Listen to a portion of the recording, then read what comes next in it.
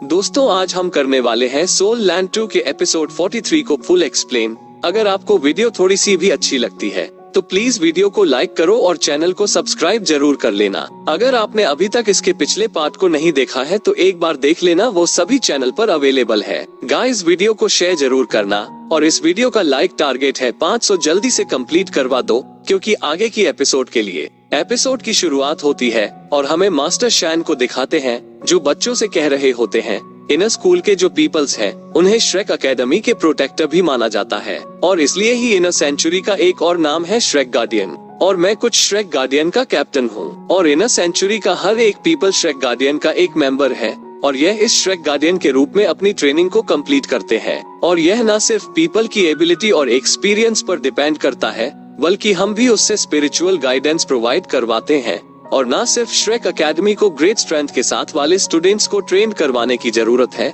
बल्कि उनका भी ध्यान रखने की जरूरत है जो कि इस लैंड को प्रोटेक्ट करते हैं और सभी को सुरक्षा प्रदान करते हैं। और जो कोई भी इनर सेंचुरी से होकर गुजरा है वो सभी ही एलीट इंडिविजुअल्स है। और साथ ही साथ तुम लोगों को ये भी समझना चाहिए श्रेक के प्रोटेक्टर्स के द्वारा जो मशीन लिए जाते हैं वो सभी ही काफी ज्यादा खतरनाक होते हैं जिसमें तुम लोग कभी भी अपनी जान को खो सकते हो। पैसे के ही स्टूडेंट है जो कि ग्रेजुएट भी नहीं हो पाते हैं और वो सभी ही काफी अच्छे बच्चे थे और उन्होंने स्कूल के लिए सब कुछ बलिदान कर दिया और यहाँ तक कि अपनी जिंदगी को भी। और स्कूल हमेशा उन्हें याद रखेगा और इसलिए मैं उम्मीद करता हूँ प्रोटेक्टर ऑफ श्रेक का मेंबर बनने पर काफी सीरियसली सोचेंगे। और तभी दाई योचेंग कहता है, little brothers and sisters, Shrek के एक प्रोटेक्टर के रूप में मैं आप सभी से कुछ कहना चाहता हूँ। यहाँ पर ऐसे अनगिनत लोग हैं जिनकी श्रेक प्रोटेक्टर्स ने रक्षा की है और उनकी मदद कर पाना ही सबसे ज्यादा अच्छा अनुभव है। और मुझे हमेशा से इस बात पर विश्वास रहा है हम जो बाकियों की मदद करते हैं उससे हमें भी काफी ज्यादा मदद मिलती है और उस तरीके की फीलिंग की कोई भी चीज जगह नहीं ले सकती है।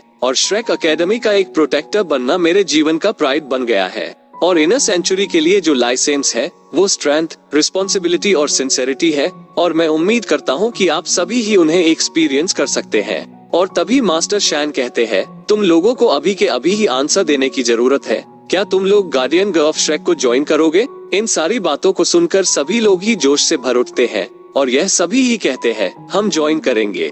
और इस बात को सुनकर मास्टर शैन मन में कहते हैं ये सभी ही काफी अच्छे बच्चे हैं। और फिर यह कहते हैं बहुत अच्छे, लगता है कि मैंने बिल्कुल भी गलत लोगों को नहीं चुना। हमारे पास अभी एक मिशन है और इस मिशन को जिटाओ तुम सभी को एक्सप्लेन कर देगी। तो जिटाओ आगे आके इन सभी को बताती है इनका मिशन बैंडिट्स को हराने का है और ये लोग माउंटेन के अंदर छिपे हुए हैं जो जिंगलाओ किंगडम और सन मून किंगडम के बीच में है। और क्योंकि ये दो किंगडम के बॉर्डर पर स्थित है तो इनमें से कोई भी अपनी आर्मी को भेज के खत्म नहीं कर सकता है। और इन इवल स्पिरिट का जो हेड है उसे डेथ गॉड के नाम से भी जाना जाता है जो कि एक एक्सट्रीमली स्ट्रॉन्ग डार्क की स्पिरिट मास्टर है। और कुल मिला के यह इवल स्पिरिट्स 300 के आसपास है और यह सभी ही इस माउंटेन के अंदर छिपे हुए हैं। और यह सभी ही काफी ज्यादा निर्दयी है और हमारा मिशन इन सभी को ही मारने का है। और शायद तुम में से किसी ने भी पहले कभी किसी को नहीं मारा होगा लेकिन तुम लोग इन लोगों पर किसी भी तरह की दया को नहीं दिखा सकते हो। इधर मरने वाली बात को सुन के वोंग दोग और हुआ युहाओ ये दोनों ही थोड़े से घबरा जाते हैं। तो इस पर शिताओ हुआ युहाओ के पास जाकर कहती है क्या तुम डर गए और बाद में तुम अपनी पैंट को गीली मत कर लेना। जिस पर हुआ युहाओ कहता है मैं बिल्कुल भी नहीं डरता हूँ। और तभी एक लड़की लिंग लुचे से यहाँ से चलने के लिए कहती है लेकिन इस तरफ तो लिंग लुचे छेड़ी हुई होती है क्योंकि शिताओ हुआ युहाओ के पास है इसलिए। और इस तरफ जिटाओ कहती है अगर तुम डरे हुए नहीं हो तो ये काफी अच्छी बात है। जिस पर हुआ युहाओ कहता है मैं अपने आप को प्रोटेक्ट कर लूंगा। और तभी टीचर वैंग सभी को यहाँ से चलने के लिए कहते हैं और सभी सीनियर्स को अपने जूनियर्स का ध्यान रखने के लिए भी कहते हैं। जिस पर शिताओ कहती है इस तरीके से यह पीछे भी नहीं छूटेंगे, मैं हुआ युहाओ को ले सकती हूँ और दाई योचेंग वोंग दोग को ले सकता है और लिंग लुचे सियो सियो को। और जब वोंग दोग देखता है शिताओ के साथ हुआ युहाओ जाने वाला है तो इसे शिताओ के ऊपर मन ही मन गुस्सा आता है। लेकिन तभी अचानक से यह शिताओ और हुआ युहाओ के बीच में आ जाता है और खुश होते हुए कहता है मैं सिस्टम शिताओ के साथ जाना चाहता हूँ। सिस्टर शिताओ मुझे अपने साथ ले चलिए ना। और इस बात को सुनकर जिटाओ हंसते हुए कहती है तो फिर ठीक है, दाई याओचेंग की जगह मैं तुम्हें ले चलूंगी। और इस चीज को सुन के वोंगडोंग काफी ज्यादा खुश हो जाता है और मन में कहता है मैं तुम्हें तुम्हारे प्लान में कामयाब नहीं होने दूंगा। तुम हुआ युहाओ के करीब जाना चाहती थी ना, लेकिन कोई फायदा नहीं है, इसलिए उसके करीब जाने के बारे में तो सोचना भी मत। जिसके बाद इनका ग्रुप इन माउंटेन की तरफ बढ़ने लगता है और इस तरफ हम देखते हैं कि दाई याओचेंग हुआ युहाओ को अपने साथ ले जा रहा होता है और यह सोचते हुए कहता है, आखिर ऐसा कैसे हो गया और मैं ही क्यों अकेला इस बंदे के साथ हूँ? हरामखोर वोंगडोंग, ये तूने क्या कर दिया और आखिर कब से तुम सिस्टर शेटाओ से चिपकने लगे? तभी दाई याओचेंग कहता है, हुआ युहाओ, मैंने सुना है कि तुम्हारी लड़ाई चल रही है मेरे छोटे भाई के साथ। और इस बात को सुनकर हुआ युहाओ चौंक जाता है और यह मन ही मन कहता है, क्या ये तो अपनी चाल भी चलने लगा? जिस पर हुआ युहाओ हाँ बोलता है और फिर दाई याओचेंग कहता है, वैसे तो मुझे इस चीज की हिस्ट्री नहीं पता है, लेकिन मुझे विश्वास है कि मेरे ही भाई की गलती होगी और उसका रवैया हमेशा से ही अच्छा नहीं रहा है और उसका व्यवहार भी अच्छा नहीं है। इसकी वजह से मैं उसे पहले ही सबक सिखा चुका हूँ और उसकी तरफ से मैं तुमसे माफी मांगता हूँ। और चलो इस फास्ट को पास्ट ही बना रहने देते हैं। और इस चीज को सुन के हुआ युहाओ मन में कहता है, तुम बहुत ही अच्छे तरीके से बोले, लेकिन तुम्हें क्या सच में लगता है तुम मुझसे झूठ कह सकते हो? और मेरे प्रति तुम्हारी किलिंग इंटेंट को मैं पहले ही महसूस कर चुका हूँ, लेकिन अभी मुझे संयम रखना होगा और खुद बेकाबू भी, क्योंकि अभी समय नहीं आया है बदला लेने के लिए। और फिर हुआ युहाओ दाई याओचेंग से कहता है, हाँ मेरी भी गलती थी, जैसा कि आपने कहा कि यह सब कुछ पास्ट की बातें हैं। और इस बात को सुनकर दाई याओचेंग खुश होता है और यह मन में कहता है, ये काफी अच्छा बच्चा है और इसका फ्यूचर भी काफी ब्राइट है। धीरे धीरे ही सही, लेकिन मेरा छोटा भाई दाई हुबिन भी इनके लिए भी अच्छा रहेगा इसके साथ रहना। और फिर दाई याओचेंग कहता है, ये तो काफी अच्छी बात है कि तुम भी चीजों को इस तरीके से देख सकते हो और धीरे धीरे हम एक दूसरे को जान लेंगे। और फिर हुआ युहाओ हाँ हाँ कहते हुए मन में कहता है, अभी के लिए मैं अपने सिर को सिर्फ झुकाकर रख सकता हूँ और ऐसा दिखा सकता हूँ जैसा कि मैं यह एक नॉर्मल सीनियर स्टूडेंट है। और फिर हुआ युहाओ पूछता है, सीनियर डार्क स्पिरिट मास्टर का जो जिक्र हुआ था वो क्या है? जिस पर दाई याओचेंग बताता है, डार्क स्पिरिट मास्टर्स काफी ज्यादा डरावने होते हैं और उनका स्पिरिट काइंड और इविल भी हो सकता है, लेकिन वो अपनी स्ट्रेंथ को बढ़ाने के लिए डार्क मेथड को यूज करते हैं और जिनके पास भी यह स्पिरिट सेंस होता है उन पर डार्क की स्पिरिट्स काबू कर लेती है। और एक बार यह जो इन चीजों में पड़ गए तो ये डीमन के आगे झुक के डार्क स्पिरिट मास्टर बन जाते हैं। और उनके पास से एक dual class dark spirit master भी है जिसको ब्लड इनफेक्ट भी कहते हैं और उसका ट्रेनिंग करवाने का तरीका काफी ज्यादा अनोखा है और इन्हें अपने आप को ट्रेन करने के लिए एक नवजात के अवशेषों की जरूरत पड़ती है। और क्या तुम्हें नहीं लगता है कि यह काम कितना ज्यादा बुरा है?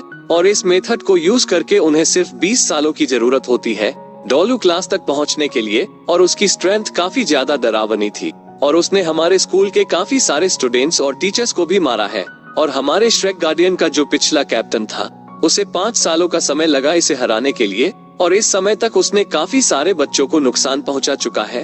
और एक बार यह जो हमारा सामना डार्क स्पिरिट मास्टर से हो गया तो हमें उन्हें जल्द से जल्द एलिमिनेट करने की जरूरत होगी, नहीं तो हम ही उनका निशाना बन जाएंगे। और यह चीज अच्छे से समझ लो कि डार्क स्पिरिट मास्टर्स हमारे जानी दुश्मन है। और दिन ढलते ये लोग एक ब्रेक लेते हैं और मास्टर शैन ने हुआ युहाओ की रोस्टेड फीस के बारे में काफी कुछ सुना होता है, इसलिए सभी लोग ही तुरंत ही इकट्ठे हो जाते हैं। और क्योंकि हुआ युहाओ की खाने की स्किल्स काफी ज्यादा अच्छी थी तो इसलिए सभी का ही खाने का ये समय काफी अच्छा गुजरा होता है। और इस भोजन के साथ ही इनर और आउटर सेंचुरी के बीच में जो बैरियर था वो टूट जाता है। खासकर युहाओ इस वजह से और भी ज्यादा पॉपुलर हो जाता है।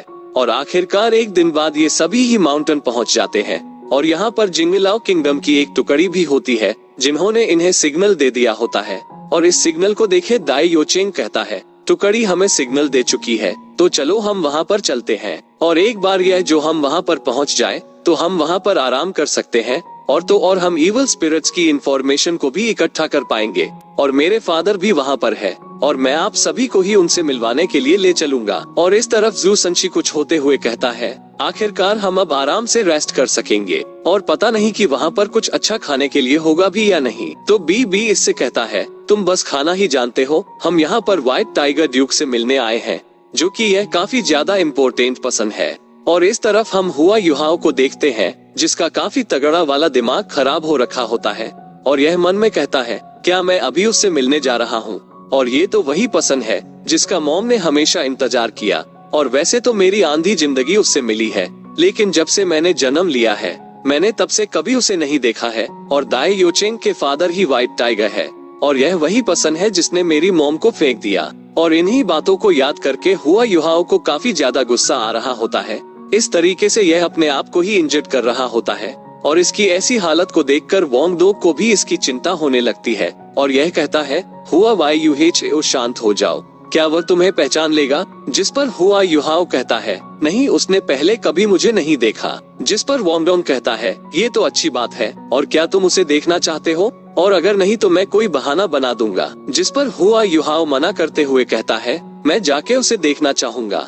और फिर हुआ युहाओ और वोंग डोग बदले की भावना को अपने दिल में लेके सभी के साथ ही आउटपोस्ट पर पहुंच जाते हैं और यह सभी लोग ही एक चौथी पर उस आदमी को देखते हैं जिसे हर कोई व्हाइट टाइगर ड्यूक के नाम से जानता है और यह काफी सम्माननीय जनरल है जिंगलाओ किंगडम से, जिसे हुआ युहाओ को अपना फादर कहना चाहिए उस आदमी की बजाय। और इसी के साथ हमारा एपिसोड यहीं पर एंड हो जाता है। अगर आपको वीडियो अच्छा लगा हो तो प्लीज वीडियो को लाइक करके चैनल को सब्सक्राइब जरूर कर लेना। अगर आपको इसका दूसरा पार्ट भी चाहिए तो प्लीज कमेंट जरूर कीजिए।